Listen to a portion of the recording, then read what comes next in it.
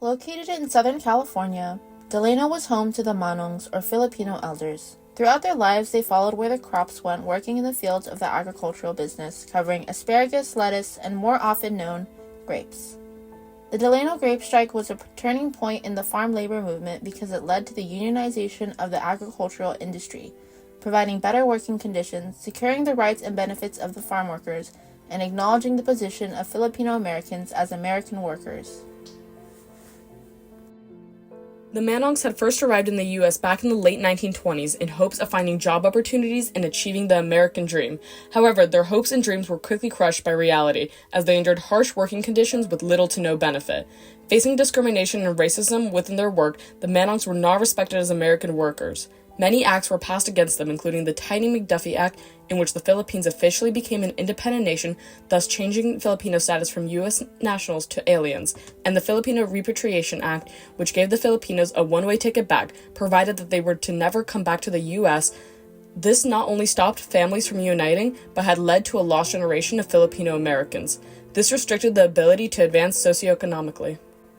Larry Itliong, born on October 25, 1913, in the Pangasinan province, to a family of 6, he had only a 6th grade level of education before leaving his home in San Nicolas. With the hopes and ambitions of becoming a lawyer, Itliong immigrated to the U.S. at the age of 15 to further his education. After landing in Seattle, he began his life as a farm worker. As the many Manongs before him did, he traveled around the country following the crops. He had worked at the Alaskan canneries, Montana, and Stockton. Itliong joined the Agricultural Workers Organizing Committee in 1959. After recruiting over 1,000 new members, he moved to Delano to lead the Filipino grape workers there. Here, he worked alongside the Manongs. The Manongs who had first wanted the strike were growing old with no family to take care of them. They had suffered many years of back-breaking work where they were not valued as people and were often viewed as uneducated and thus easily taken advantage of. They hoped the strike would be their chance to show the growers their worth. On September 8, 1965, the Delano Manongs gathered at the Filipino Community Hall located in Delano, California, to hold a strike vote. Noticing that the strikes would not get anywhere with division, Itliong proposed to work with Chavez and the Mexican-American workers in hopes of demanding their rights as a united front. 8 days later, on September 16, 1965, Chavez prayed on it at Our Lady of Guadalupe Church and decided with his fellow workers that they would join the cause of the Manongs. Leaders such as Itliong, Vera Cruz, Huerta, and Chavez all came together with a common goal of negotiating for and attaining a union contract. The Manongs gained the support of the public by releasing news articles, posters, and banners, publicizing their protests and strikes to call attention to their plight. The Delano grape strike played an essential role not only in the farm worker movement but also in the civil rights movement. Within the 1960s, it had gained support from not only its main unions, but also the Student Nonviolent Coordinating Committee. SNCC was a committee that was established in the year 1960. The Student Nonviolent Coordinating Committee was a participatory democracy within the civil rights movement during the 1960s. They worked alongside the Congress of Racial Equality, or CORE, to coordinate a nationwide boycott of Delano grapes and Sheenley products. They used city-specific strategies to support the workers, sent food and supplies, created fundraisers, organized pickets, researched, and created material to educate people about the working conditions of the Manongs and other migrant farm laborers.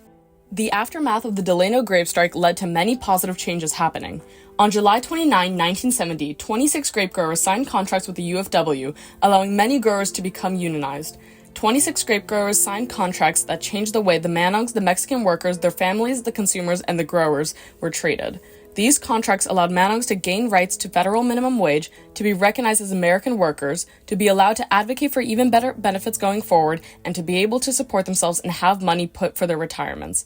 Mexican workers gained health benefits and even higher wages, despite already having higher wages than Filipinos to begin with, allowing national attention to be brought to their plight. Consumers were now able to buy grapes and look into the plight of the farm workers. On the other hand, the growers lost money due to their consumers not buying the grapes and boycotting buying grapes. Despite these benefits, it all didn't end perfectly. Since Cesar Chavez was the leader of the UFW, he was credited with almost every positive change that the Delano grape strikes resulted in, leaving Larry Leong in the dark.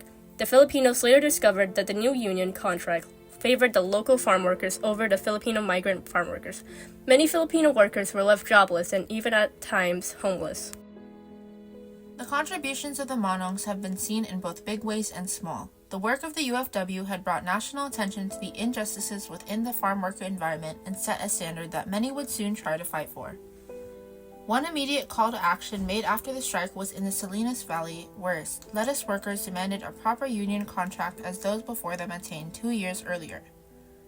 Introduced by Assembly member Rob Bonta in September and passed in October of that same year, AB 123 was a bill made in 2013 that required public school instruction on the contributions of Filipino Americans to the farm labor movement in California. Knowing that it's an often untold part of history, he made this bill to give students a more complete account of the movement and essential leaders. Bonta believed it essential for students to learn real history, including the contributions of Larry Itliong and the Manongs to the movement.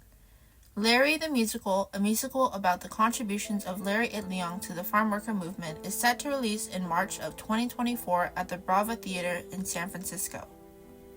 The Manongs took a stand against the growers, not only for them but for future generations. We must recognize what they've done as a group that united for a greater cause than they knew. The Manongs stood together with the Mexican Americans and their support to show their worth as people, and Americans who should be seen and heard. The contract earned by the Manongs and the UFW within the Delano grape strike changed the course of the farm worker movement by bringing national attention to their cause and struggles. It not only solidified their right to negotiate as a union, but it set a higher standard for farm workers across the nation to fight for and uphold.